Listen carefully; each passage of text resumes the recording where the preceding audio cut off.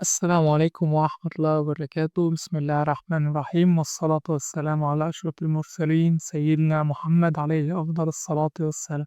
ده أول فيديو في البلاي ليست اللي هنشرح فيها إن شاء الله جافا، ودي هتبقى منقسمة لاتنين ليفل واحد وليفل اتنين.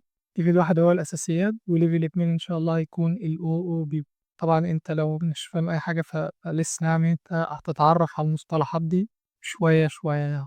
والفيديو الأول هو مقدمة كده بعنوان ليه نتعلم جافا، أو إيه هي جافا أصلا وبتستخدم في إيه، وليه أبدأ بيها مثلا كلغة برمجة لو أنا لسه يعني دي أول لغة برمجة أتعلمها يعني في مجال البرمجة وكده. تمام. لغة جافا يعني من أقدم، يعني يمكن متكونش أقدم واحدة يعني، بس من اللغات القديمة اللي موجودة، اللي لسه لحد يومنا هذا بيتم دعمها، وكل شوية بينزلوا لها فيرجن جديدة يعني سبورتد لحد يومنا يعني.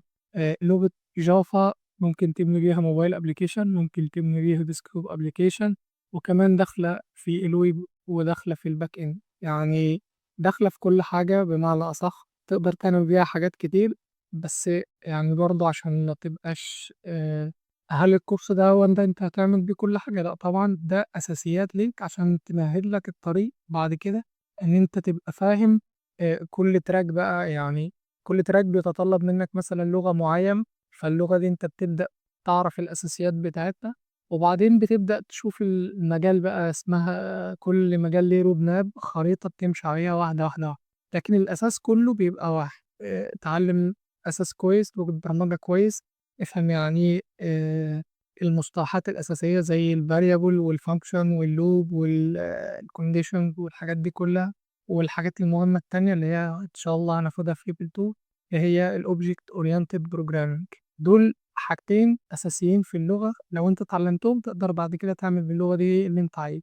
تمام كده. أنا آخر حاجة بقى حابب أختم بيها الفيديو ده، لو انت بتبدأ دلوقتي تفتكر ان كل المبرمجين كانوا في يوم من الايام مش فاهمين اي حاجة، والاستمرارية اهم من السرعة. يعني انت ما تبصش لقدام، ما تفتحش بروجكت كبير وانت لسه في البداية، فانت هتتعقد. مش عارف الحاجات دي بتاع ايه، بتعمل ايه، انا اتعلم كل ده امتى؟ لكن خليك دايما فاكر ان كل المبرمجين كانوا كده زي في يوم من الايام مش فاهمين ولا عارفين اي حاجة. تاني حاجة الاستمرارية أهم من السرعة، يعني أنت ما تستعجلش إن أنت تطلع برودكت بسرعة، ما تستعجلش إن أنت تبني الأبليكيشن كامل لوحدك بسرعة. واحدة واحدة والدنيا هتبدأ تمشي معك. اطلع السلم خطوة خطوة، ما تبقاش عايز تنط من، لسه أنت شايف السلم عايز تنط من الأول للآخر مرة واحدة. طبعا ده إيه؟ مش هينفع، مش هيوصلك لحاجة وهتقع، وهترجع تعيد كل ده من الأول. أنت لازم تمشي خطوة خطوة كده لحد إن شاء الله ما ربنا يكرمك في يوم من الأيام وتقدر تبني برودكت أو أبليكيشن أيا كان لوحدك كان. بس كده إن شاء الله، انتظروني الفيديو الجاي، والسلام عليكم ورحمة الله وبركاته.